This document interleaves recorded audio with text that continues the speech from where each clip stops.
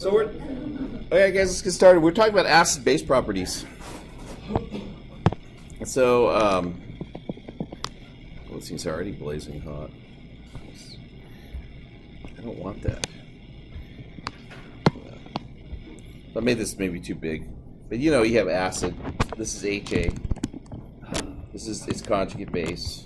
So I have HA plus H2O makes H3O plus A minus, right? And then what I did was, for different pHs, this is where pH is equal to pKa, and if you remember, that's the midpoint, like in a titration. That's when the acid concentration equals the conjugate base. That comes from Henderson-Hasselbalch. pH is equal to pKa plus the log of B over A. And so if B and A are the same, then that term on the right is the log 1 that disappears. And what the equation is telling us is, you know, at pH equal to pKa, you have equal amounts of acid and base. If you make the solution more acidic than its pKa, then the acid form will be dominant. And if you make the pH less acidic, that is higher than the pKa, then the base form will be the dominant form. So in organic chemistry, we use this all the time, actually. We use this concept for reactions, but we also use the concept for the lab when we're doing extractions. So that's one of the things we're going to talk about today, is how we manipulate pH in order to control what's going on in solution. Okay. Let's see, what is there about this I want to say? There's a lot I could talk about. Yeah. Oh, sorry. Oh. Did I start early? I must have started early. I don't know. I'm so tired today. Got a good 6, 7, 5 hours of sleep. You got a dog that barks a lot? Dog a lot. This goes off. Let's see if I can. What's another thing about this? Threw me off. Well, I'll move on. Come back to me later. Oh no, I know what I want to say. So, on this region, when pH is less than pKa, it's protonated. That means it has the hydrogen ion. And then when pH is greater than pKa, it's deprotonated.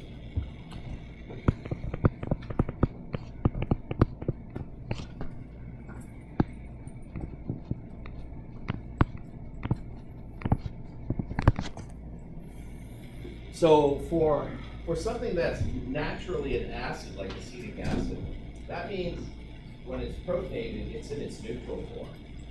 And when it's deprotonated, it's in its charged form. Okay? And when we talk about solubility in a little bit, when we talk about water solubility, things that are charged are naturally more soluble than water. So we're going to take advantage of that when we start talking about separations. Sure. Let me know when you're ready. Totally happy just taking a nap up here. Not that I find this boring, I'm just really tired. The heat's sucking the life out of me. I laid down for a minute yesterday, and the next thing it was an hour later. What happened? Yeah. So the acidic. So here's the thing: for acids, the acidic form is neutral, right? For alcohols, the acidic form is neutral. But for amines, which are bases, the acidic form is charged. And so this is actually how we often separate out things that are neutral from things that are acidic, or things that are basic from things that are acidic. We can adjust the solution pH. And if you think about, right, solubility in water. All right, these are soluble in water.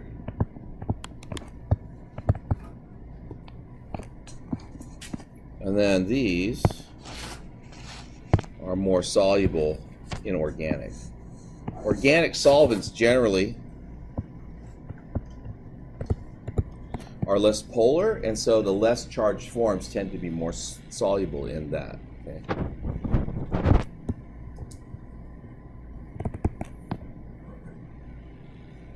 So for carboxylic acids, the base form looks like the one at the top, but for amines, it will look something like this.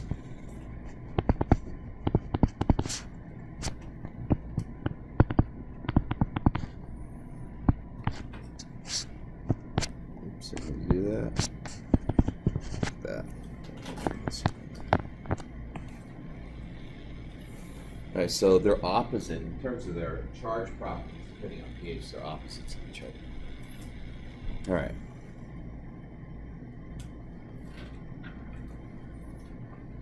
So we're going to do a little practice here, right? And you might have to look back on pKs. Remember I said there's some pKs you should know or ranges you should know? Well, that's what this relies on.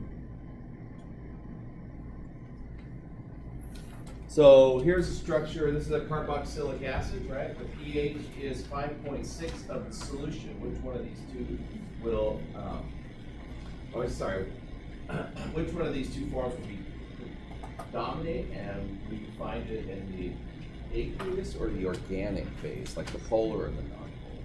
So 5.6 means what?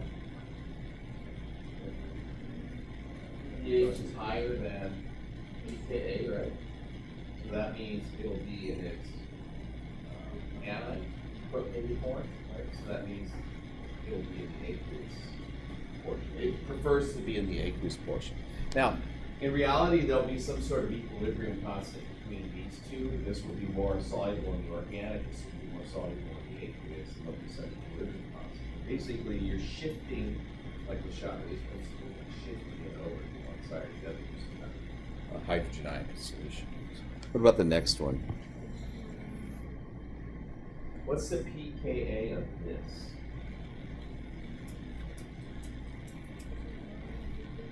Huh? It's higher, yeah. What's pKa for that? About 10, right? Protein means pKa's are around 10.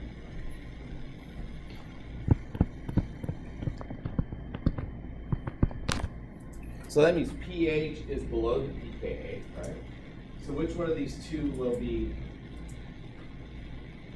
predominant in the solution? Is it going to be in the charged form or the neutral form?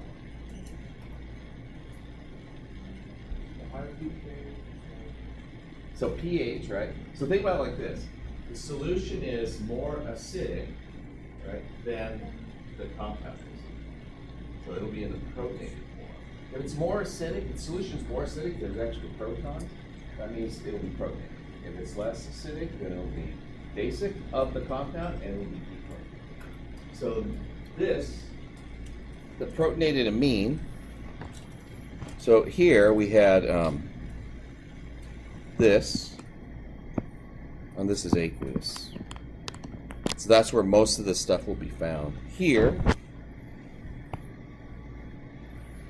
it'll be aqueous. Again, that's where you'll find most of the stuff. Oh, I memorized it, that's all. Yeah, there's not a good way. That's right. I said that, you know, slides 20 and 24 have some of these pKa's on them.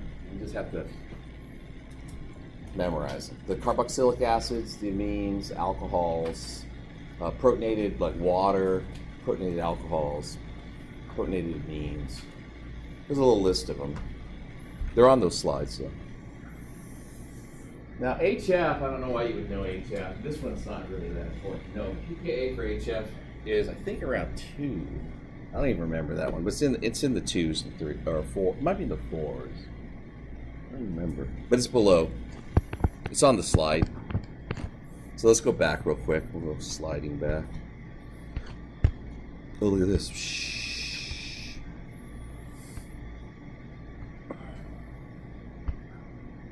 It's on this slide. So HF, it's 3.2. So that's its pKa. You don't have to have that one memorized.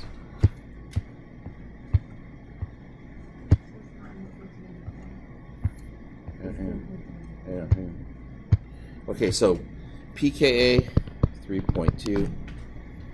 So is the solution more acidic or less acidic? It's less acidic, right? So that's it. And then we're here.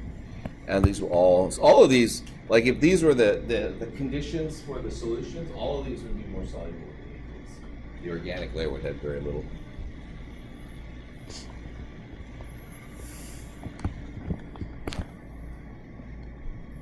Cool.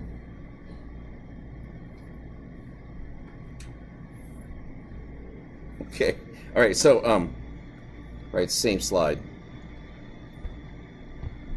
So when you hear a question like whether or not it's more soluble in hexane or water, what you have to recognize this is polar, right? And this is non-polar.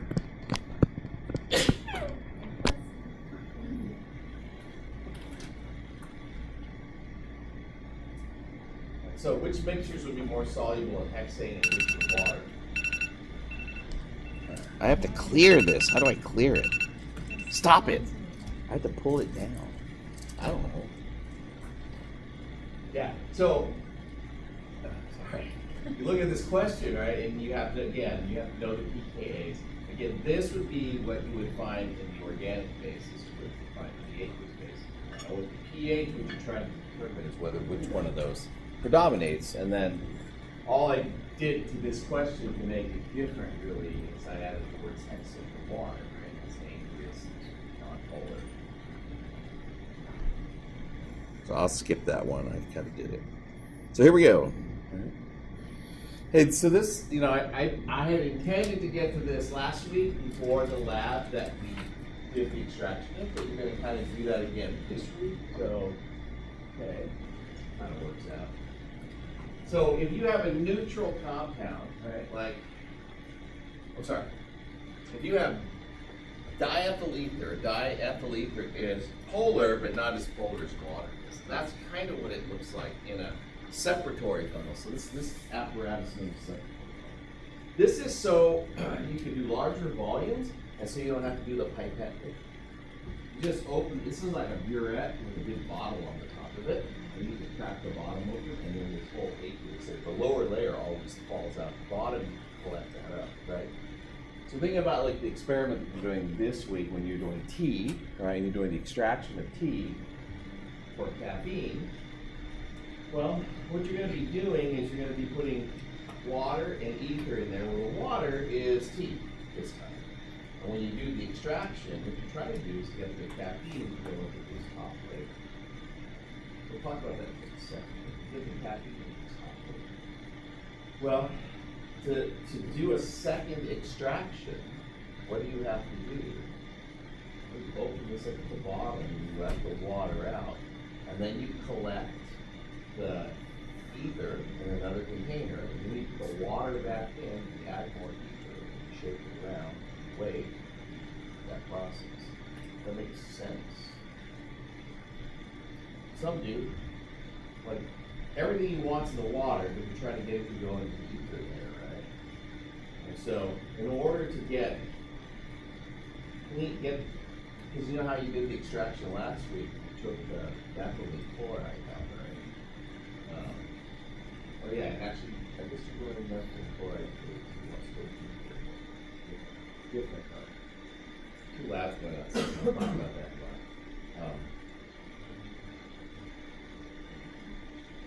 So you'll extract this. You want extract in this top layer, so you have to let the bottom layer through. Collect that back up. If you want to extract it again, so if this was your tea would all have caffeine in it. You could extract it with the ether layer. You have to get the tea out, get the ether out, collect that, get the tea back in, and re-extract it and repeat that process. Okay. So sometimes these things are great. Like if this was methylene chloride, the methylene chloride would work great in this extraction of the tea because the methylene chloride layer would be at the bottom. So you had methylene chloride, and you would shake it, and you would let it out the bottom, and you had more methylene chloride, you would shake it and let it out the bottom. Okay, so Yeah, ether naturally floats on top of water because it's less dense.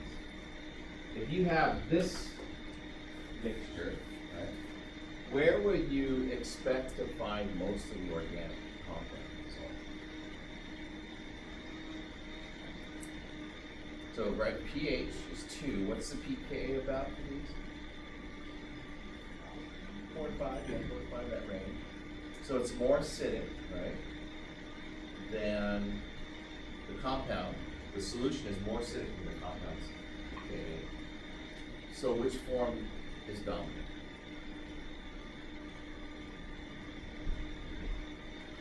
Is that? This one. Right? This is the dominant form. The neutral form is dominant because the pH is below its pKa, so it would be in its proteinated form. And if you were to look at this mixture, right, most of it would be like this, and most of that would be found in here. Because it's in its protonated form. The ether layer is the organic layer. Same compound, different pH now, right? So now I have the pH being 7. 7's less acidic because this pKa is around, again, 4 to 5. 7 is less acidic, and so which of these two forms dominates? It's this one, right? So the deprotonated one. So this is the condition that you have. This one would be found in here. Now, if I switch that and I put methylene chloride in it, of course, then the layers, organic and aqueous layers, switch, and the arrows go to the opposite compartments.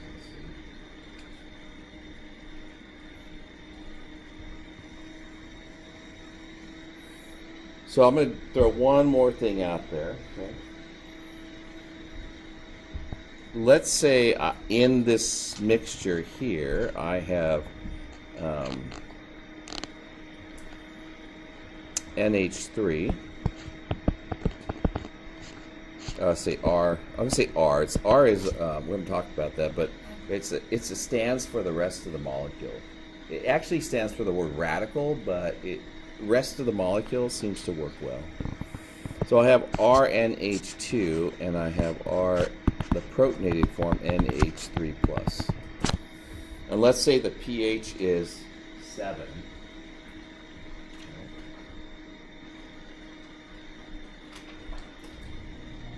So I'm just adding that to the solution. What's the pKa of a protonated amine? 10 to 11, right? So in that range. So pKa for this is 10 to 11. Okay, so pH is what relative to pKa? It's lower, right? So it's going to be in its protonated form. So which of the two forms would dominate between these two? What? This one? All right. And so where would you find it? It would also be in the aqueous layer, right? So would that be a good situation? Like if you were trying to separate these two, this wouldn't work, right? Because they would both be in the aqueous layer. Now think about what happens if I make the pH like 14.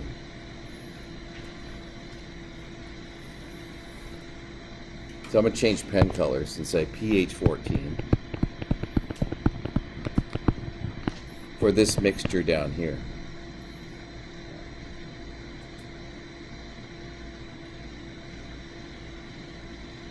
Now what happens? So this one's deprotonated still, right? Because I'm still above the pH. pKa's pKa, I mean. What happens to the amine? Because the pH, right, is 14. It's above the pKa. It switches to being its protonated form.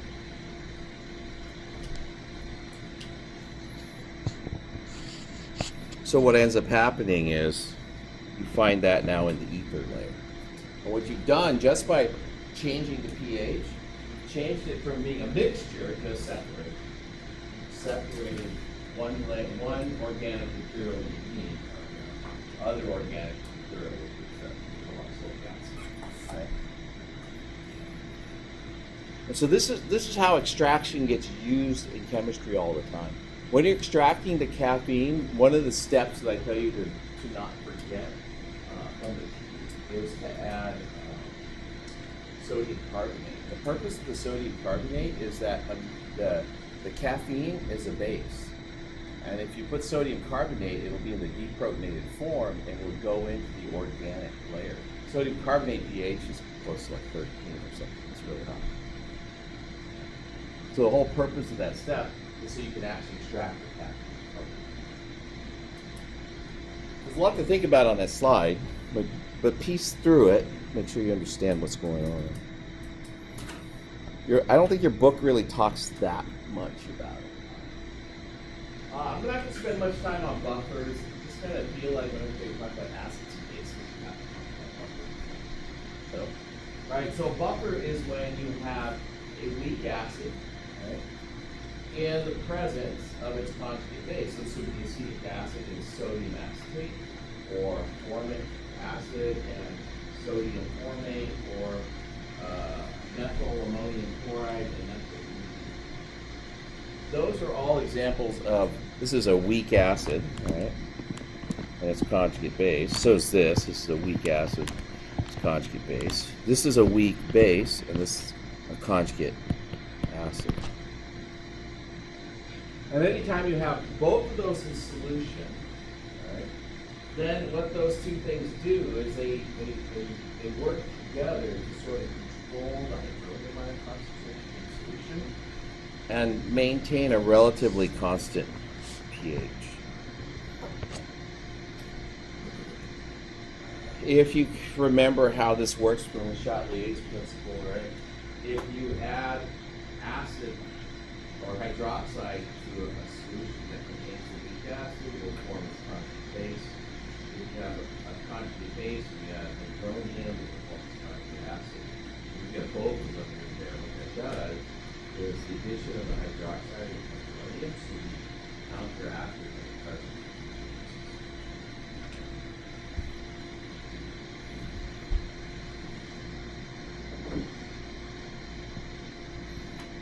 Last thing to talk about, and we've already sort of been doing it already, is to talk a little bit about Lewis acids and Lewis bases.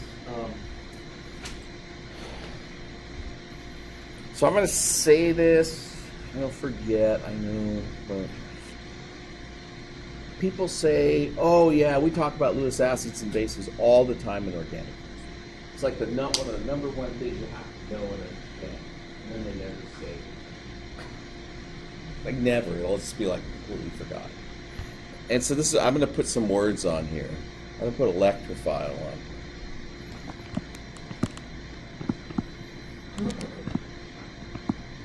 And I'm going to put nucleophile over here, somewhere. Put that in here.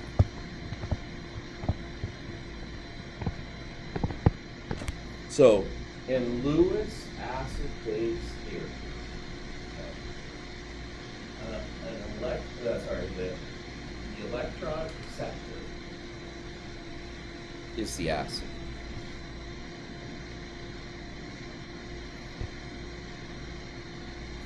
So a Lewis acid, a species that accepts a share in an electron pair. So accepting the Lewis base is the species that donates a share, like its part of its electron density in an electron. So there are electron donors and electron acceptors. So this word electrophile or nucleophile, actually words that we're all semester all the time. What does it mean to be an electrophile? What? You can have a dirty chemistry class. Yeah, likes electron. Yeah, a bibliophile. Oh, I thought you said something else. I don't know what you said, but that file is. So, electrophile likes electrons, right? And So things like that are electron acceptors are electrophiles. Okay? So yeah, and these are basically going to be the same things. I mean, they're not exactly the same, but we say that, oh yeah, Lewis acid base groups are important. We never say anything about Lewis acid bases. And then a nucleophile, all right, that's the electron donor. So the donor, the nucleophile, likes nuclei. If you like nuclei, you like positive charge. If you like positive charge, you have electrons. That's all that means. Okay? So pretty straightforward. And what ends up happening when the nucleophile attacks, this is the way to say it, I know. Aggressive chemistry talk. But when the nucleophile attacks the electrophile, a bond. And sometimes bonds break too. But first the bond gets formed, and then usually a bond will break or something, rearrangements happen. Okay. So another example of a Lewis acid-base reaction, right? Diethyl ether will solvate aluminum chloride. That is, the lone pairs, like aluminum here, doesn't have an octet. Right? Probably didn't expect that.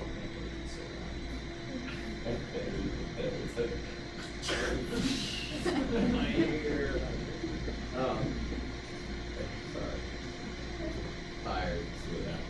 So here's a pair of electrons here.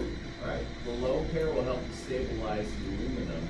The aluminum it doesn't have an octet, and so it becomes the electron donor. It's the electron acceptors. It's really like the nucleophile. It's the Lewis base or the Lewis acid and the Lewis acid. Same thing with ferric bromide. Ferric bromide is a catalyst. These are both catalysts in reactions. They're relatively unstable. One of the ways to stabilize them is adding solvents to them that help them stabilize them. One of the ways we do that is by bonding to the metal ion.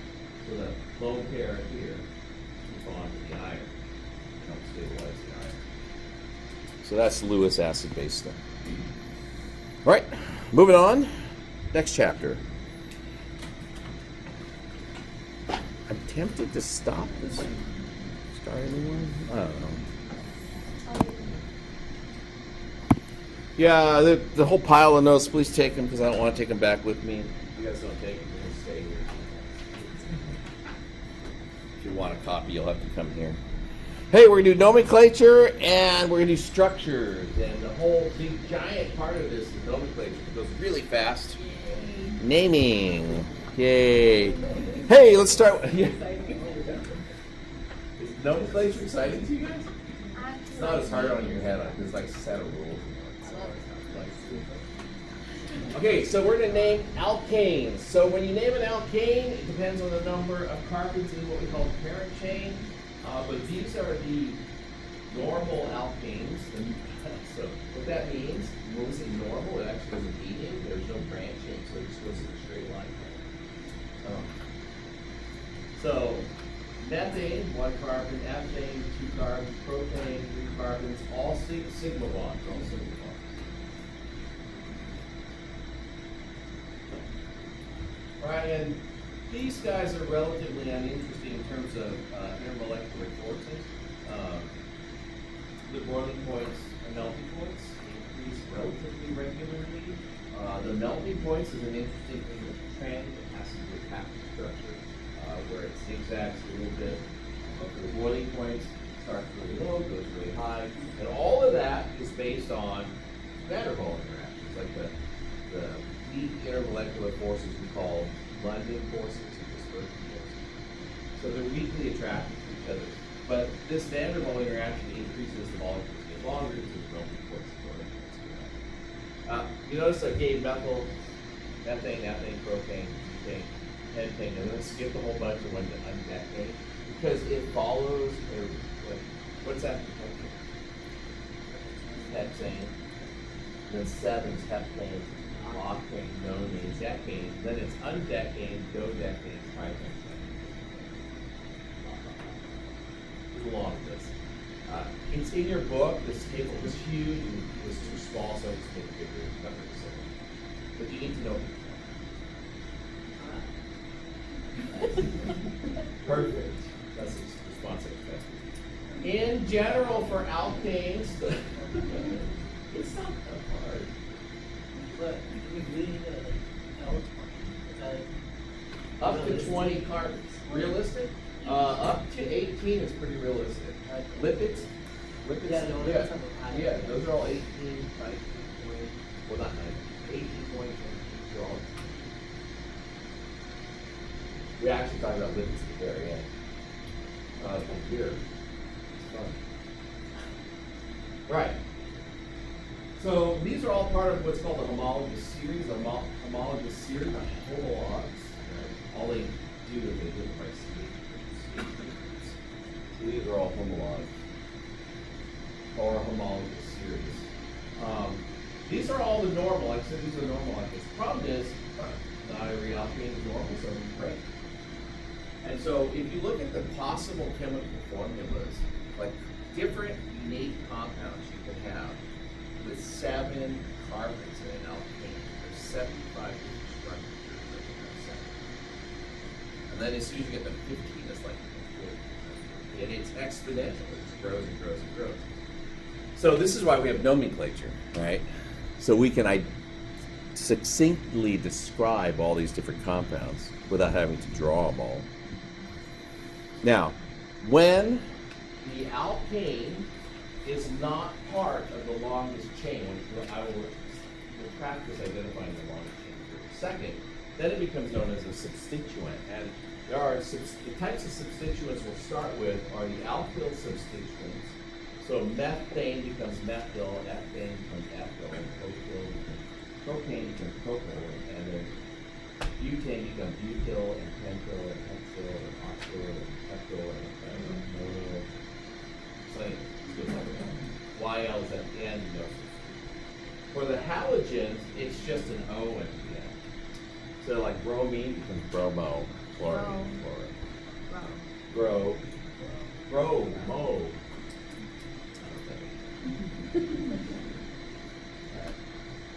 Now, carbons can be classified. I think I should have left that part of the slide to later. Let me double check to see if I don't have it on the next one. Oh yeah. So here's propane, right? A propyl group should look like this. That is, I remove. I'll do it like I'll draw it out.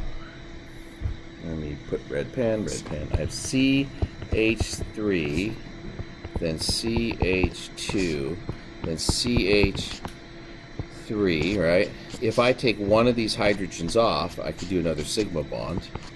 And so it'll be CH3, CH2, CH2, and then that would have gone to the hydrogen. This is what a propyl group would look like. But the problem is, right, there's two different kinds of carbons here. There's ones that are at the end, there's one that's in the middle. And this is, again, the problem with isomers. There's a lot of different possible structures because there's different kinds of hydrogens and different kinds of carbons. This is known as a primary carbon, which is known as a secondary carbon.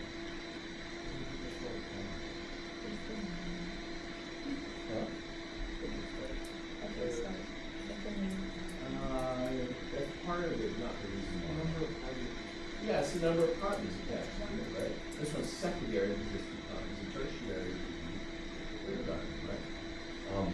But in a propane group, you can have propyl, right? And then you can have isopropyl. This is the isomer of propyl, where you, instead of attaching the substituent to the primary carbon, you attach it to the secondary. If we talk about alkyl halides, this would be known as propyl chloride. That's a common name. If you see it in red, I kept the designation from the book. I used to figure. If you see it in red, that's a common name. That's not the systematic name. This would be isopropyl chloride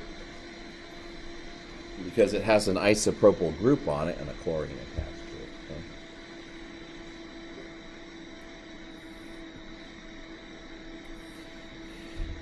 There are 4 and 5 carbon alkyl groups, right? So there's butane, and there's isobutane,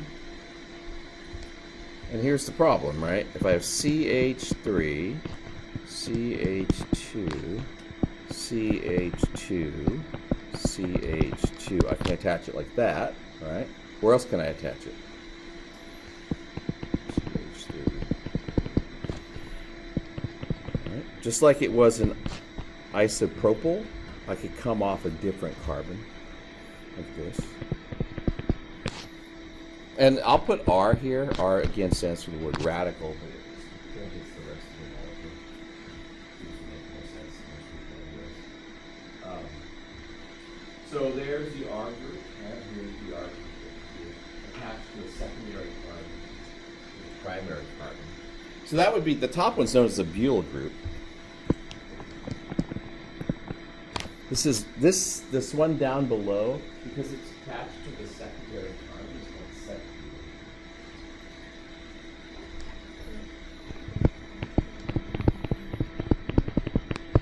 What? Yeah. So this is just for butane, the normal butane, right? It could be attached to two different places. What happens if I attach it here? It's the same thing, right? It's reversed. If I attach it here, it's the same thing. So there's isobutane, right?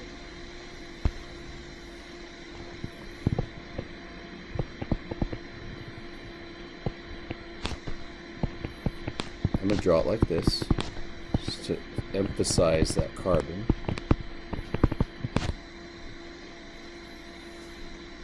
Now, an isobutyl group, you attach to the primary carbon.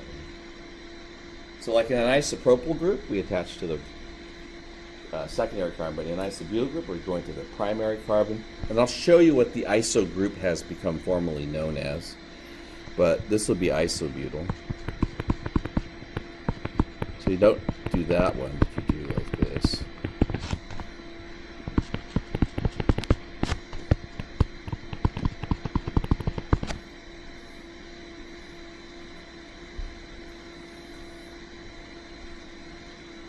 Now, if I take this and make an attachment here, right? What kind of carbon is that? This is a primary, right? This is a. How many carbons are attached? Three, yes, it's tertiary. So this is a tertiary hydrogen. So if I take that and I make it like this, got to get rid of the hydrogen. This is a tertiary butyl group, a tert butyl group. Yeah, so it'll be like this, tert. I don't know what I'm handwriting. I think it's, I don't know. I can't. My handwriting is usually bad, but it's not usually this bad. I have this thing cropped in a weird way because the connection's bad. So we say tert butyl or T-butyl often. That's often how you'll see it abbreviated. But tert stands for tertiary. That's huge.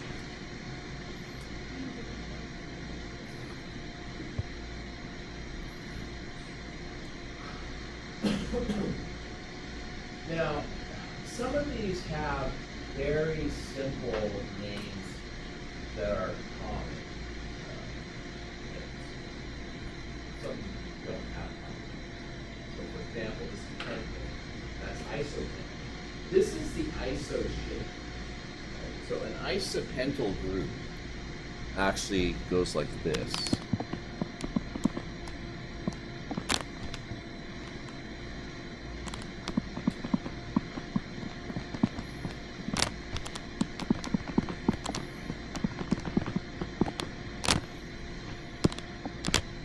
That's isopentane.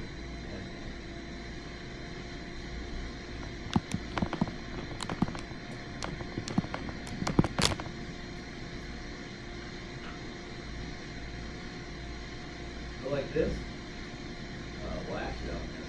This is actually we'll talk about how we put that in a second. But you'll notice it's in blue, and so that's as a substituent that actually has a substituent. We'll talk about that later.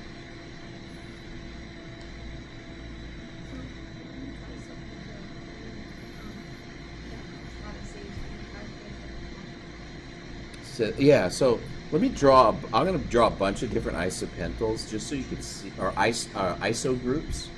So, and I'm going to do it in line drawing because it's a little bit easier to see in line drawings. So, this is isopropyl. It's 3 carbons in the group.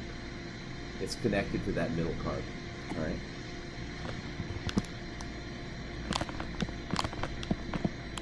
So this is in a line drawing, right?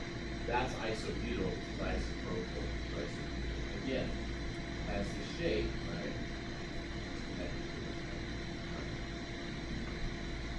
But there are 4 carbons in the group, so isopental has to have 5 carbons in it. It'll look like this.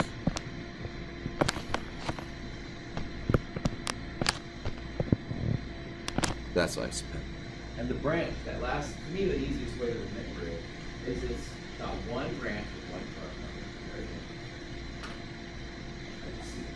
So isoheptyl would have 6 carbons with a branch at the very end connected to the last, but the total would be 7 carbons.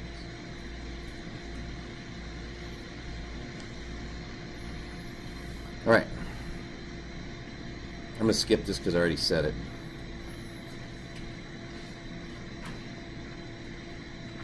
Just a couple of quick notes. This is not that important, but it's important kind of conceptually again. Names have to be unique. So if you have second, first, for example. Like if I'm connected to a secondary carbon, I can say second butyl, for example. Right? But I can't say second pentyl. Why can't I say second pentyl?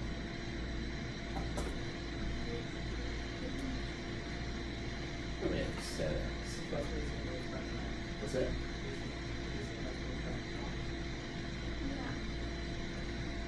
What is it? Where it branches off, it's a negative branch. Yeah, second is where it branches off. If I want it to be unique, and it's connected to a secondary carbon, why can't I use this name? Well, no, but it has to do with it not being a unique thing. Because there's already a compound in that name. What is it though? Right, that's what I'm trying to get at. This is primary, right? This is secondary. That's also secondary. So to say secpentyl is not efficient because it So doesn't. you can't tell which You second. can't tell which secondary carbon is connected. T-butyl's okay. So T-butyl, T-pentyl bromide is also okay because these are unique. There's no other way to make a tertiary carbon than 5 carbons. Yeah, there's 2 sets on that one, so. Hexyl doesn't work because there's a couple of ways to make tertiary groups on hex with 6 carbons, and so it's just not a usable name. So you have to be careful. These common names, this is really what these are. These common names, you have to be careful with to make sure that it's so that, over time you'll see like there's certain isogroups that are good, certain groups that are good. There's even neo. I don't think I'll talk about neo today, but there's neo groups. Okay, so let's look at some real basic nomenclature here. We're going to find the parent chain. So this is the systematic nomenclature, not just the substituents. All that was just stuff that would be attached to the parent chain. And so first thing we're going to have to do when we do names, you have to find the parent chain. The parent chain is the longest continuous chain of carbons. Sounds pretty straightforward, right? So what's the longest chain? What's the longest chain? Yeah. So this would be classified as a pentane. Can you see that okay? Because it has 5 carbons in the longest chain. What about B? What's the longest chain?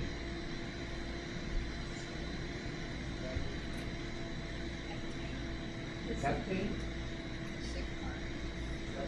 So you start at one end and just count. Let's start here. 1, 2, 3. I can go this way, but you can see obviously it goes short. 1, 2, 3, 4, 5, 6, 7. 1, 2, 3, 4, 5, 6. Right? So the parent chain for this one actually goes like this.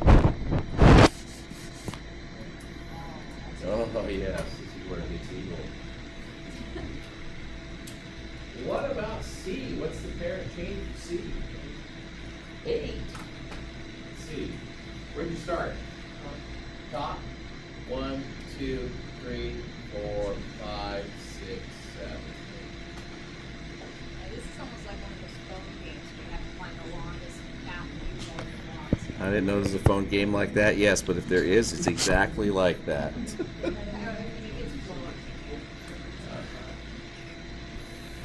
Yeah, so that's the parent chain for that one. So this one's an octane. This one is the A is a pentane.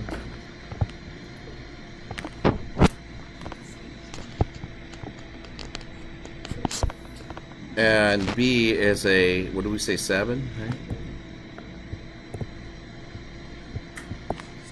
So 5 and 7. 1, 2, 3, 6, 7. Okay. Now, that's the first thing you got to do for all structures is find the parent. Second thing you got to do is you got to number the parent chain in a direction that is consistent. And so all that means is there's a way to do it, and you're going to try to have to follow these rules. First rule is, right, first substituent is the lowest possible number when you're numbering. So for A, it's real easy because it numbers the same either way. 1, 2, 3, 4, 5. And you would write that out as 3-methyl hyphen pentane.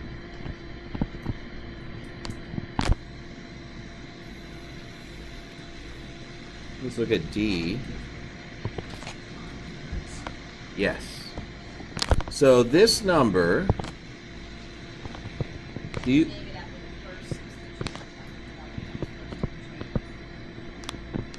yeah, that's the locant. That number is called the locant. It's the location number. It's called the locant. The locant for the methyl group is carbon number 3. Now, if it had been over here, I would still number it in this direction. But whatever numbering you do on the parent chain, it has to give the substituent the lowest possible number. Yes. So when you go to Disneyland, the children go before the parents, so the parents know where they're at, and then they pay at the end that go through. It's the same deal. Unless you're me, and that's the kids in the car. I've been to Disneyland in years. It's way too expensive. And I'm way too cheap. Okay, so now we're going to number the parent chain. So I'm going to go like this from the left. 1, 2, 4, 1, 2. It's the same, right? So then what I have to do is do the next substituent. So the next substituent will be 1, 2, 3, or 1, 2, 3, 4. So I start out right hand side. So if there's a tie, right? Ties are broken by the position of the next substituent. So you would number from this end 1, 2, 3, 4, 5, 6.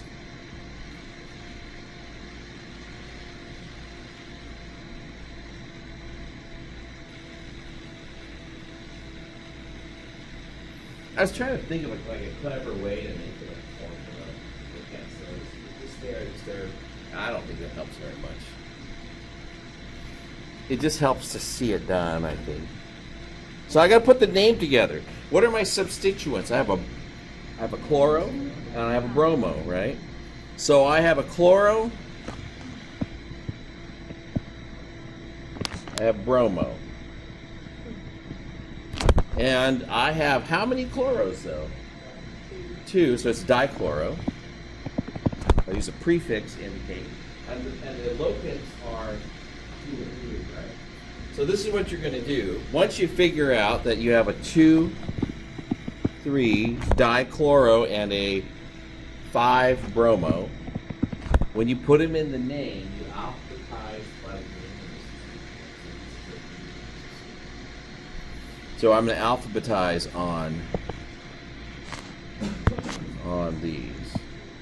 Okay, why are we going from right to left? Right.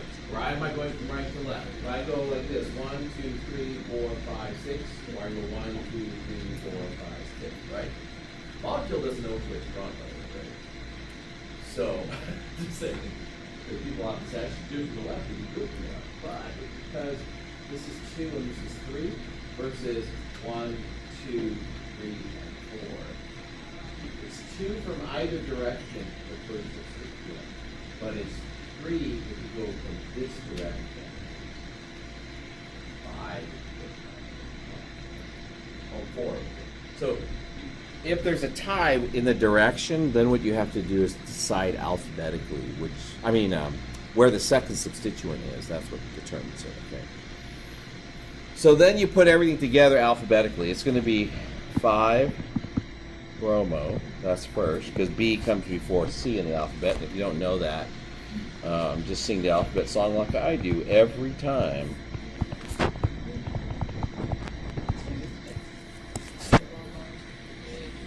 And then what's the parent chain?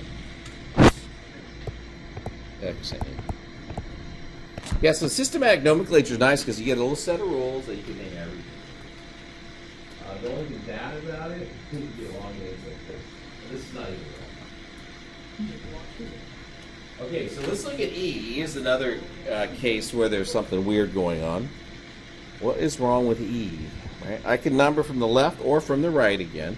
So I number from the left, I'll go 1, 2, 3, 4. Actually, let me do it like this. 2, 3, 4, 5, 6. Or I can go like this.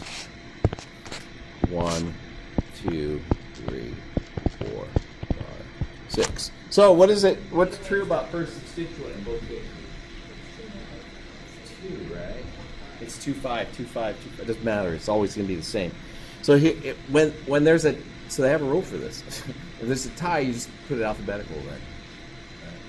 So then I will use the red numbers because bromo comes before chloro, because when you go A, B, C, D, E, F, G. So I have a hexane. I knew this already. I have 2 bromo, 2 5 chloro,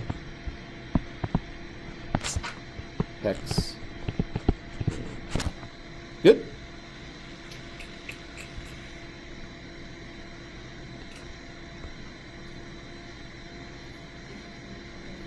All right, you guys do these ones. Name them. Oh, and then I'll highlight the parent chains again. Oh, that's not a highlight. Oh, wait. I must have not clicked other. This.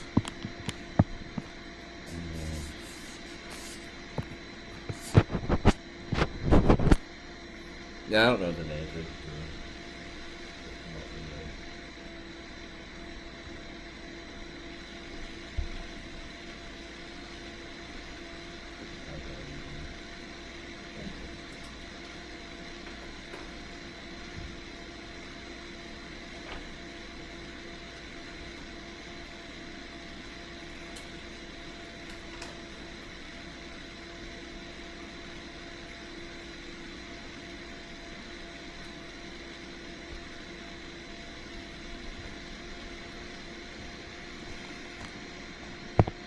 Number.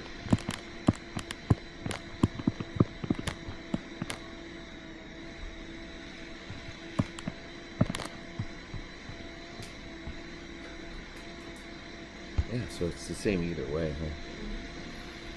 So this would be 3, 5, di, methyl.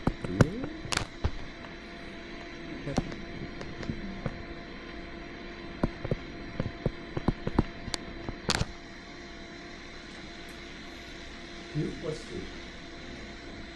Because you're numbering, we're branching off of 2.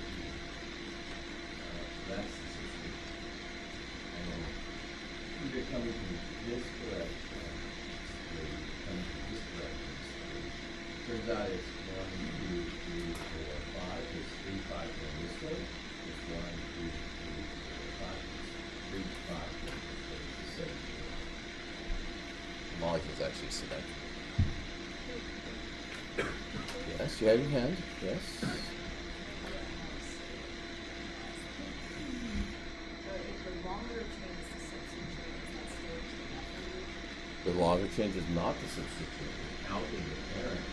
That's the substituent. I was talking about That's the substituent. the one up there. That's a substituent. The longer chain is never the substituent. I was gonna say that. Well, it can be actually. I'll take that back. So wait, which one is the substituent? That's CH3? The substituents on B are there, the CH3s. Okay, so yeah. And the substituents here are these. So there are two. Yeah. So it's dimethyl. Rather than saying methyl, right? Yeah. Sounds fun though. So on C, so it's going to be lowest numbering would be go this way. Oh shoots! You know what does that? 1, 2, right? 3, 4, 5, 6, 7, 8. This is an octane, which is what we said before. So it's 3-methyl, right? Not in any particular order yet. And it's 5-ethyl. So what would you name it? Yeah, start with the 5-ethyl because E comes before M, right? It's just alphabetical. So 5-ethyl, 3-methyl, and then octane. And you don't need a space. I always write a space in between, but it's just habit. You just write spaces after things. You don't have to put a space in there. Good? Yay. I was going to say more practice. You do those on your own. Ask me later. All right. Okay, so we have branch substituent. Okay. So first off, let's say this. If it has a common name, use this. Wait. Right? So this is iso. I don't see this isopropyl. So rather than call this 1-methyl-ethyl, just call it 4-isopropyl. I'll explain to you the numbering up here in a second. And there's kind of a ridiculous. This one, right, see this is an isobutyl because there's a 1, 2, it's a branch. So rather than calling it 2-methylpropyl, you just call it 5-isopropyl. And similarly, this is ethyl, but this one is tertiary butyl. Rather than calling it 1 like dimethylethyl, just call it 5-tertiary.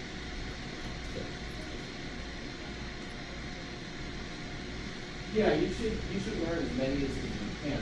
When I test you on the nomenclature, if you did a systematic name, common names, I would mind.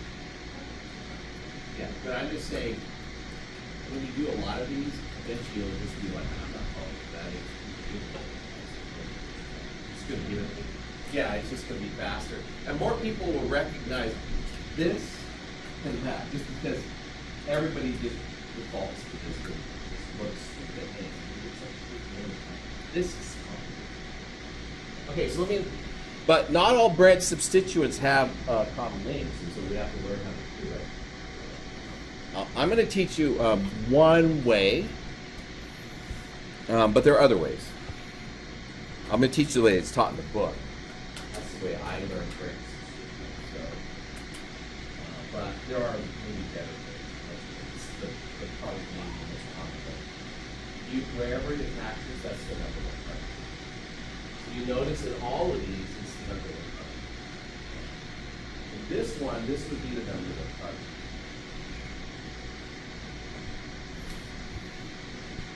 So if I call this, for example, carbon 1, this is the parent chain.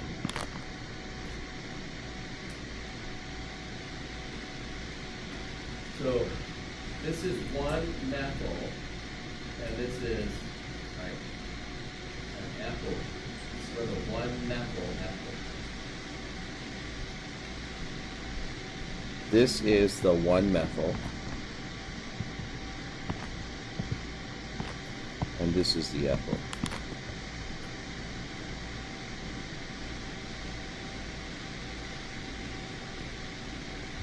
This is 1, 2, and 3. Again, you give the number 1 to the carbon. And if you do that, then this methyl group is on the number 2 carbon of this.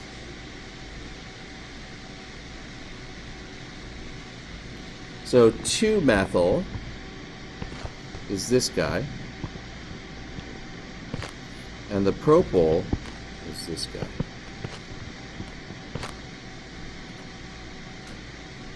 And the rule is, right, the number 1 carbon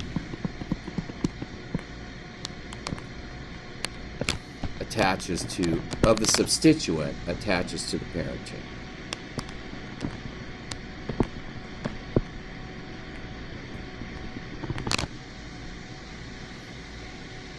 That's not, like I said, it's not the only way. So you might see, for example, in this last one,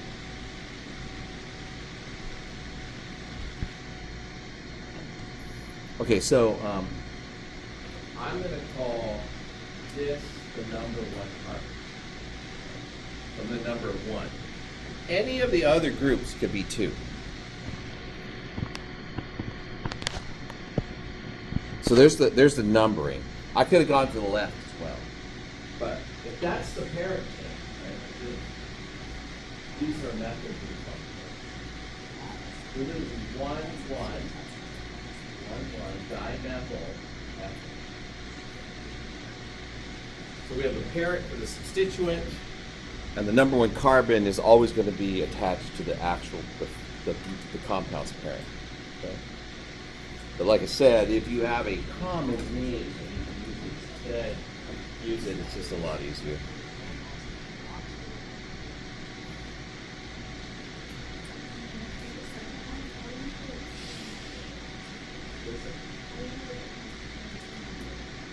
Oh, like which methyl? These?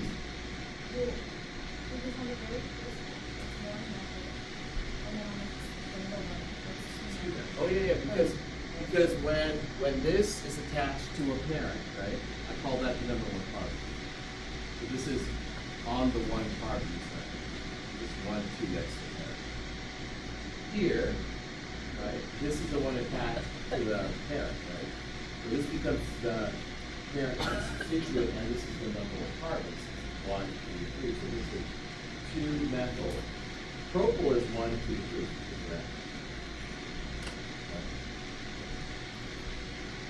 So, you know, in essence, what you've done is the rule for these substituents is exactly the same, except for how you number the parent. The numbering of the parent will always number where it's attached to half. The bigger you become.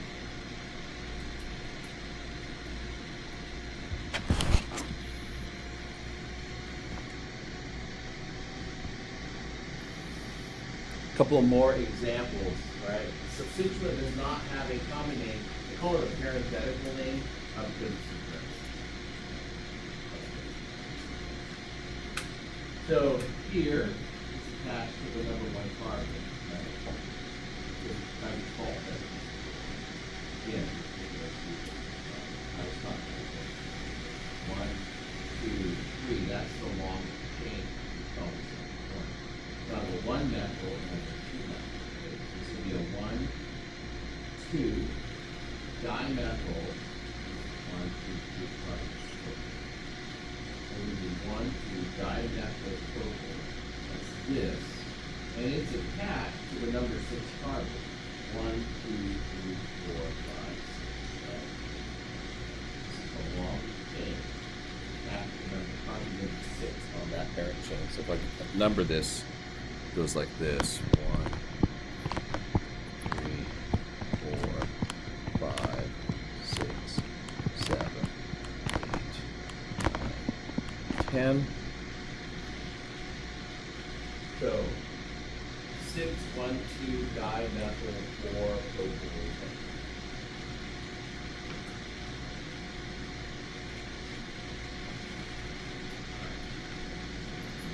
see a problem with that. I'll go double check that. I just used a slide from the book, assuming they did it right. But for the most part, it's good. Same thing here. You got to find the parent chain. If you look hard enough, you'll see that this is the parent chain.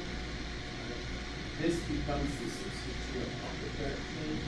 Remember one carbon, 1, 2, 3, 4, 2 methyl. It's 4 carbons long, so that's the deal. 5 is the position on this longer chain. So within you go 1, 2, 3, 4, 5, or you can go 1, 2, 3, 4, 5, 6. You have to start on this end. 1, 2, 3, 4, 5, 6, 7, 8, 9, 10. So this is also methyl.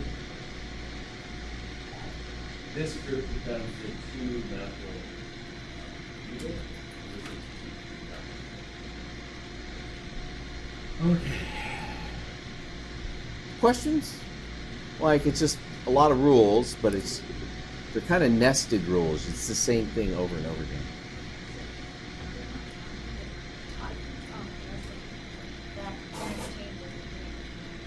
Yeah, this is the parent on this one.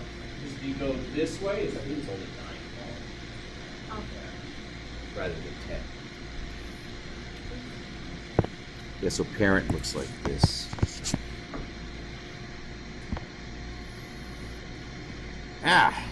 This is going to happen. By the way, there's a book, like a rules for organic nomenclature. It's called the IUPAC Old Book. Yeah, it's got color. And it's like 300 pages long.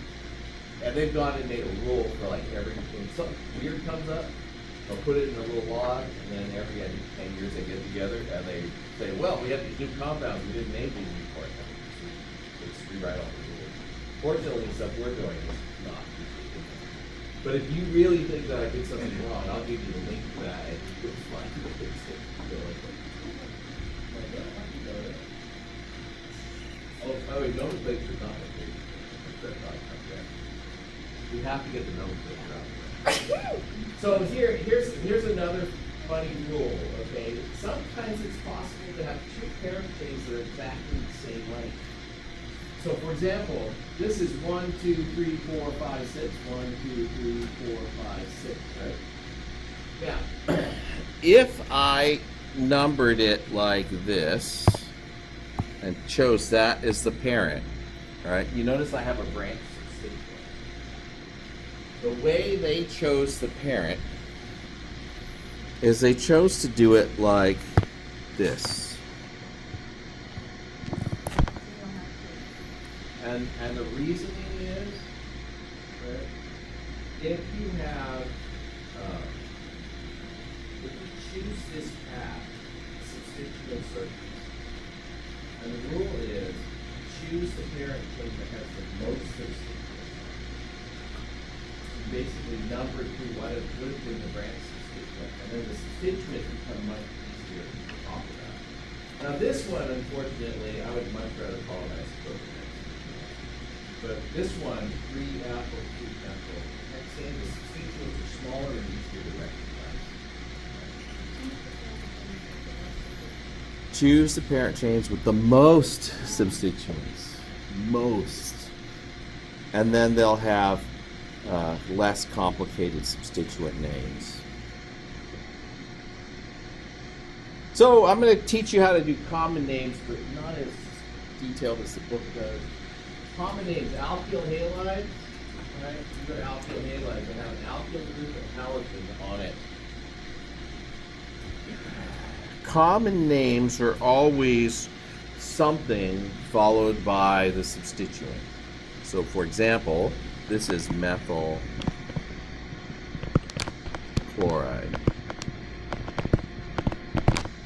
Systematically, it's chloromethane.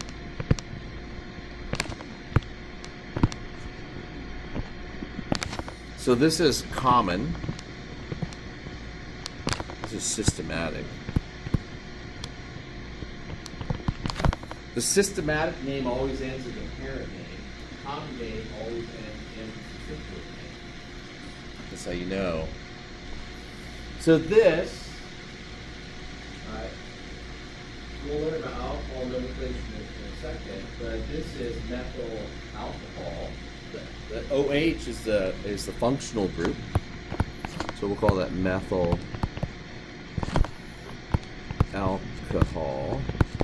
The systematic name, this again, these are common names. Systematic name would be methanol.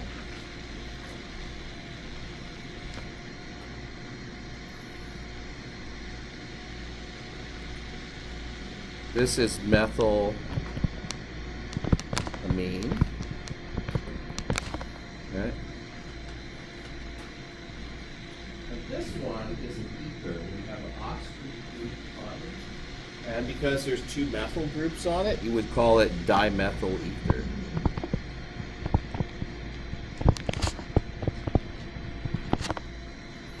That implies that there's other. Yeah, the actual systematic name would be methoxymethane. So I'll teach you how to do all that. I haven't covered those, but we'll cover cover the alcohols, amines, and ethers in probably the next lecture. Maybe cover a little bit today.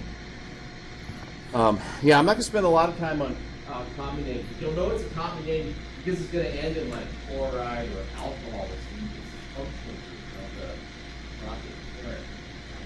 If it ends in like methane or these are all ends in methane. But if it ends in methane or methanol or something like that, then we know it's a systematic name.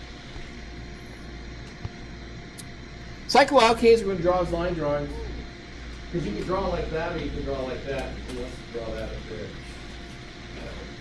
When I do it one end, I draw that, it just like kills me every time I do it.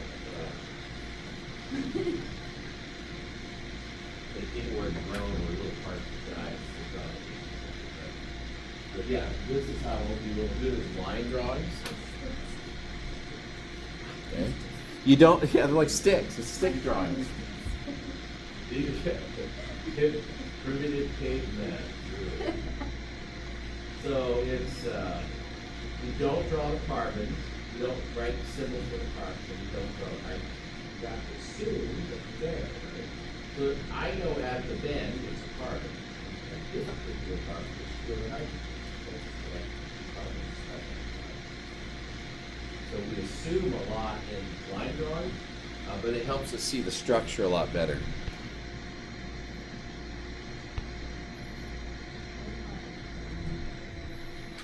Okay, so we're going to really quickly look at the parent and then name these things.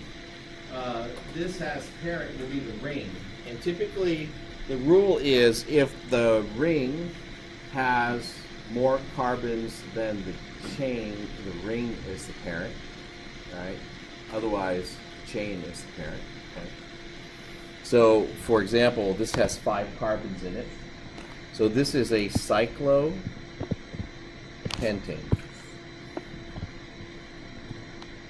And this is a methyl substituent. So this is methyl cyclopentane.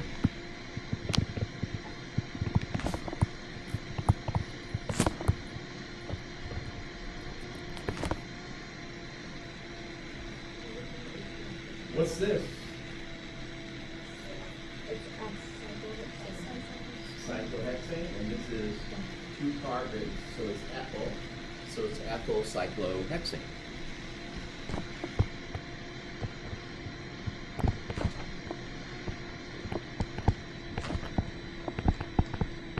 So it has a ring in it. Don't forget, you have to throw cyclo in the name. Otherwise, you could have an ethyl hexane of some sort. That's the name. Here, the chain is 1, 2, 3, 4, 5, and the ring is 4. So this is a because there's more carbons in the chain. If it's a tie, we usually give the tie to the ring and call the ring the parent. So if it's like 6 and 6, then the ring would be the parent and the substituent would be the chain. I don't know why we do that. It's probably one of those rules they came up with. So this is 1, 2, 3, 4, 5. So this is 1 cyclo. Now that would be cyclobutane by itself, so it becomes cyclobutyl pentane.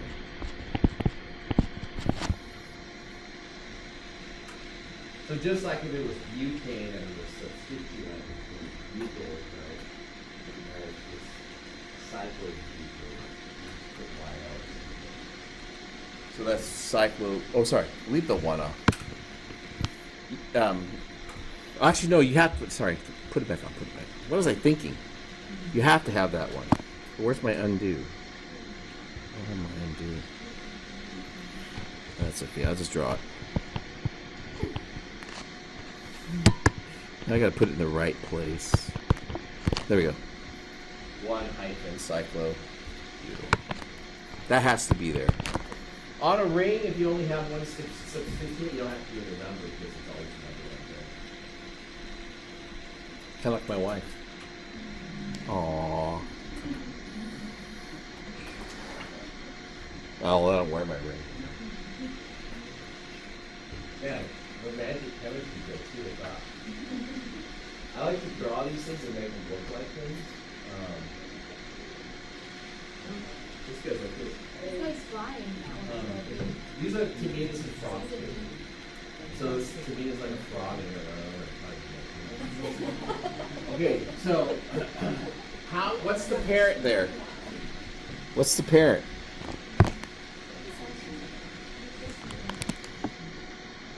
That right? So that's cyclopentane. Now I got to number the substituents, right? But there's 2 of them. So this is what we're going to do. What's this? Propyl, and what's this? What comes first? Alphabetically.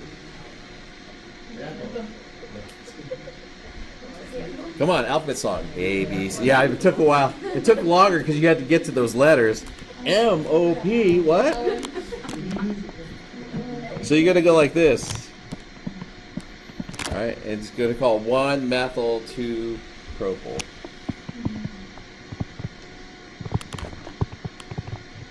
You all laughed at me.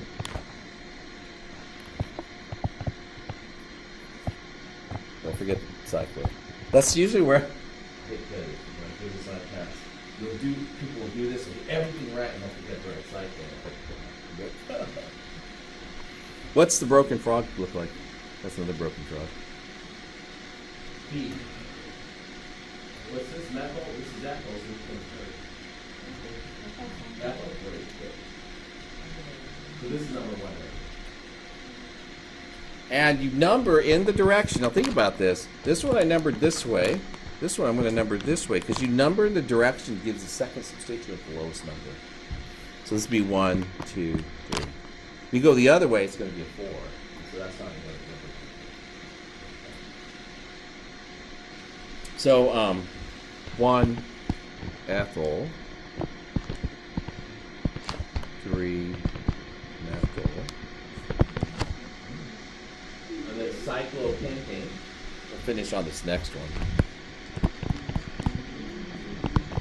This last one, he's just happy the class is just about done and he's got his arms up raised in joy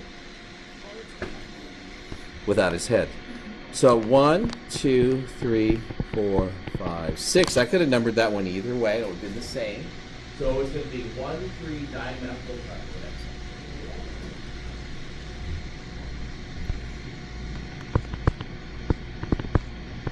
And that's it.